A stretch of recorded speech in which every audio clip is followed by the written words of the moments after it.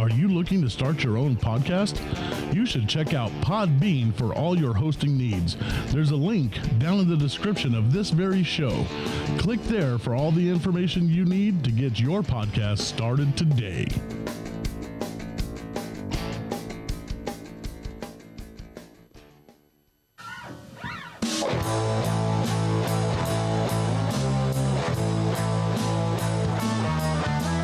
Currently rocking in the school of life. He is here talking about stuff and whatever's going on in his brain. You know it is 100% Bridget! All right, here I am. It's me talking about something. So here I am. Yeah, guess what? Guess what's coming up this weekend? It's Valentine's Day. That is the day that you take your wife out on the town, if you can. I don't know, wherever you're located listening and watching on YouTube. If you can take your wife out on the town, that's the day to do it. But I'm going to tell you something. This is some love stuff. I'm going to throw out some love stuff today. I've been married for 30 years and I am not an expert, but I have some life experience in the marriage community, and I've had some opportunities to be the minister for plenty of weddings. I've only had one go bad. I know that sounds kind of bad, but you know, it's neither here nor there. So I'm just glad that you guys are listening. Make sure to click the subscribe button, ring the bell, hit the like, do all that good stuff. Make sure to share everything. And once again, can't thank you guys enough for joining me each and every week and being a part of 100% Richard. So here we go. I'm going to start out with this. Love is not an emotion.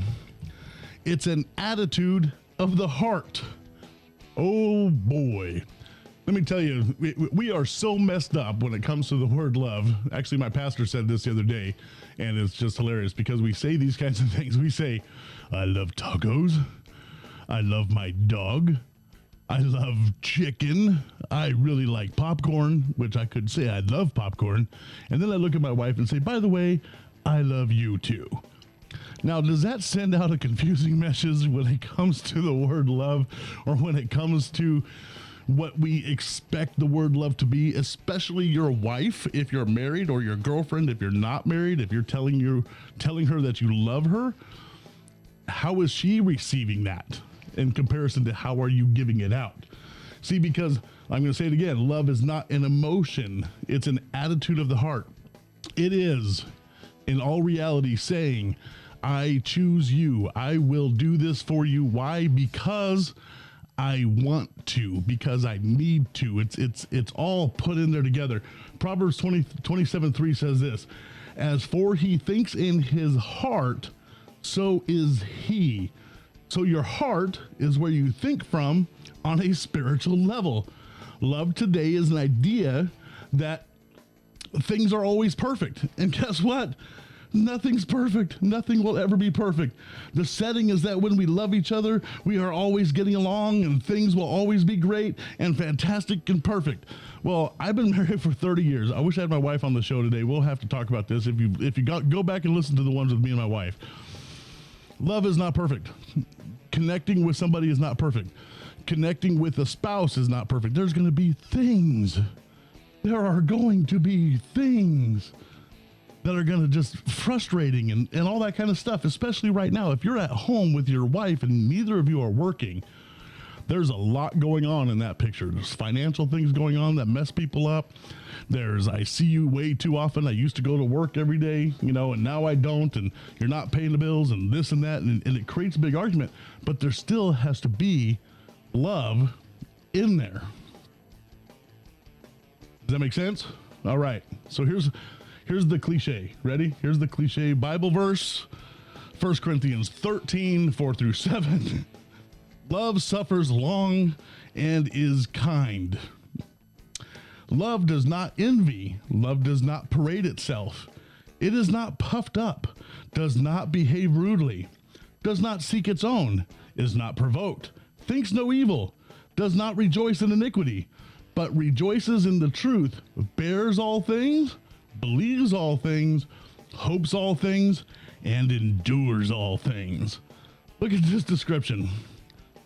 Long suffering, patience, endurance, believes, hopes, bears, rejoices. It's not provoked.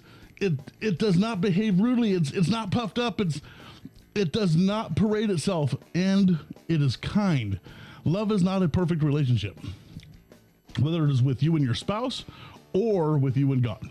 Now, God is perfect. If you understand God's stuff, he is perfect. He set up the design. So when I say love is not perfect with God, it comes from our end. We will each have our differences. Me and my wife have our differences all the time. We have different ways of thinking. God will tell us to do something. We look at it from the God picture.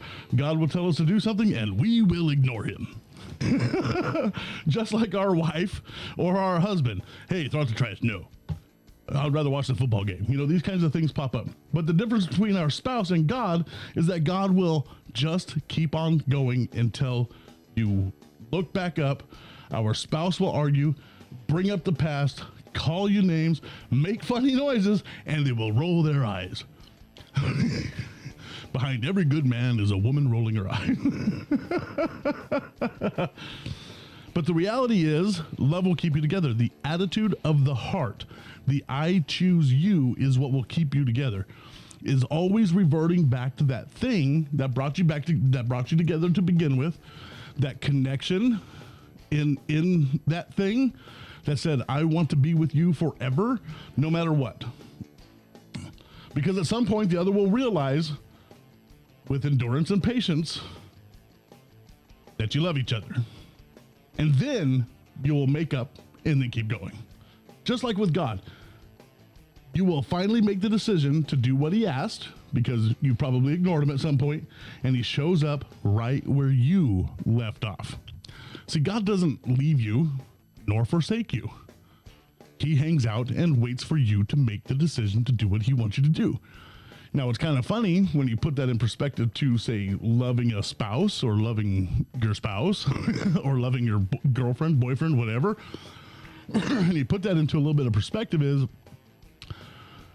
you don't want to go to sleep on an argument. I understand that. That's a biblical thing. You want to try to solve it before you go to bed. But a lot of times, guess what? It doesn't happen that way. That's why we have couches and doghouses. And because love is a state of mind, we'll do anything to gain and receive it. We'll do anything for it. We will copy somebody else. We will try to do other things. We do all kinds of crazy stuff to try to get in that relationship and try to keep it alive. And on the surface, without just becoming stagnant. Love is exciting and cool and neat. You have to understand that. Situations are going to happen between you and your spouse, you and your loved ones, between your family. Right now, my goodness, families are breaking up because of political things. I mean, just the love is not being shown in that fashion like it should be. Brothers and sisters are fighting over what I consider dumb stuff. So I'm just going to say I consider dumb stuff. And when a couple's been together many years, to some, it may look like two people that are just hanging out together. One of my favorite things, this is funny, one of my favorite things to see, back when we used to be able to go to the parks all the time, and every now and then you see this older couple, wrinkled up, wearing dirty, not dirty, but their clothes are too big for them, things like that. And you can tell they've just been together forever, and they still hold hands. I think that's the coolest thing. That's the coolest thing to see. And this is coming from a dude, okay? I'm a guy. And I think that's the neatest thing to see, because that's something that we've lost. The divorce rate has hovered at about 50% for years and years and years, both in the church and in the world. So that may give you a perspective on what people think love actually is, because they're telling their wife, I love tacos. And it's the same love for the tacos that they have for their wife, not that deep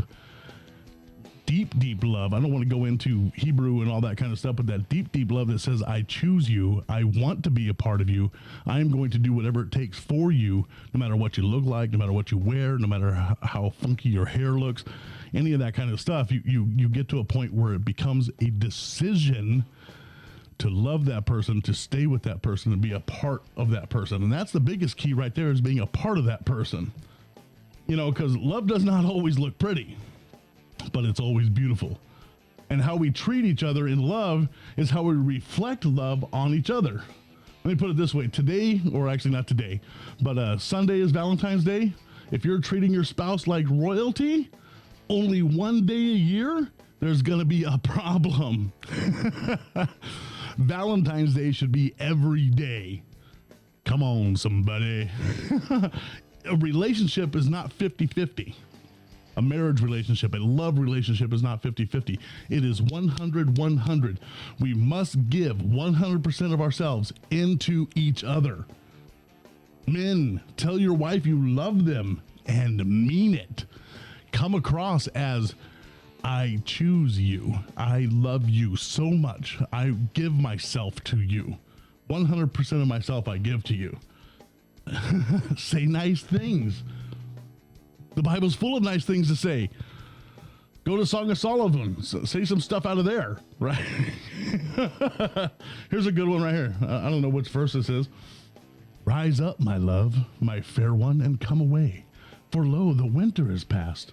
The rain is over and gone. The flowers appear on the earth. The time of singing has come, and the voice of the turtle dove is heard in our land.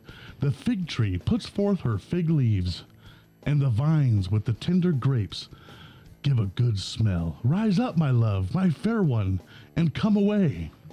O my dove, in the cleft of the rock, in the secret place of the cliff, let me see your face. Let me hear your voice. For your voice is sweet, and your face is lovely. Oh man, just take that apart and give her a bunch of pieces of that. She'd be melting at your feet, and then throw a rose on top of her. That's Song of Solomon, chapter 2, verses 10 through 14. Go read that stuff. It's right there in the Bible. It tells you how do you talk to your wife, right there. Your spouse wants to hear great things said about them, men and women, and see that you love them. They want more than just your everyday, good morning, I made some coffee. Come on, now let's go to work. Love should look like you love each other. We should treat each other as such. Whether we admit it or not, men want to be told how awesome we are. Women, tell us we're awesome. I throw out the trash. You're awesome for throwing out the trash. I put brakes on your car. You're awesome for putting brakes on the car. Or maybe not because we did something, but just, you know what, honey, you are so awesome. I just thank you for hanging around the house with me. You know, men want to hear these kinds of things. Not every man wants to hear it, but secretly down inside, they want that. Come on. Love will endure when we love each other. Even when things get rough, we will maintain and make it through. Love does not come without its battles.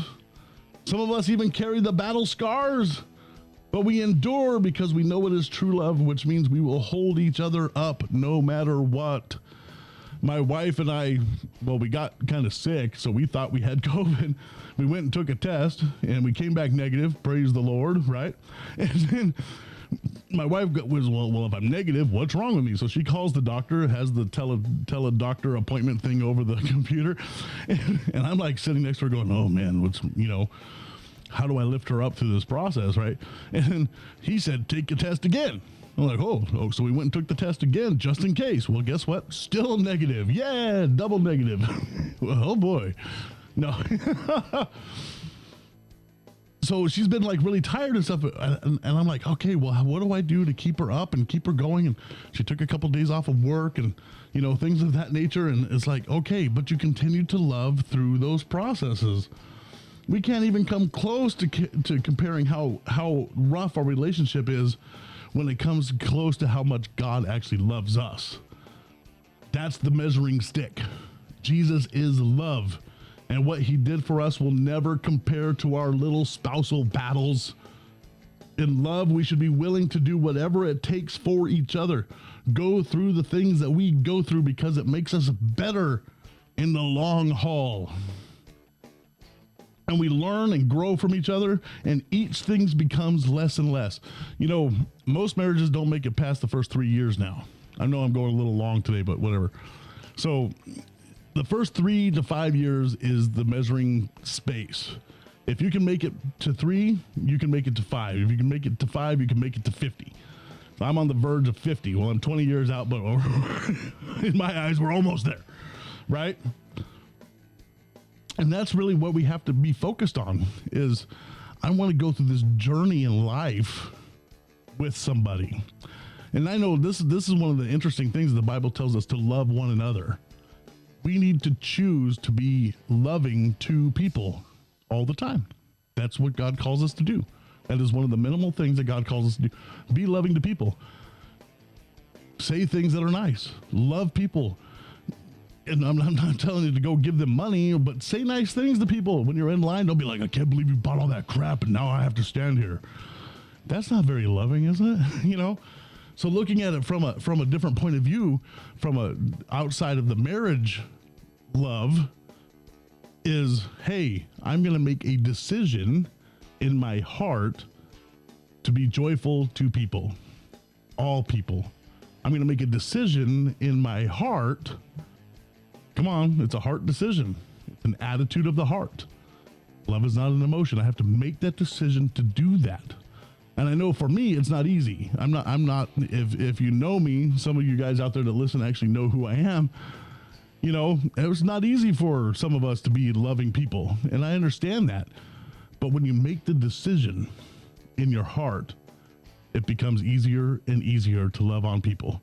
It becomes easier and easier to tell your wife how much you love them. It becomes easier and easier for your marriage to last longer and longer. Are you ready?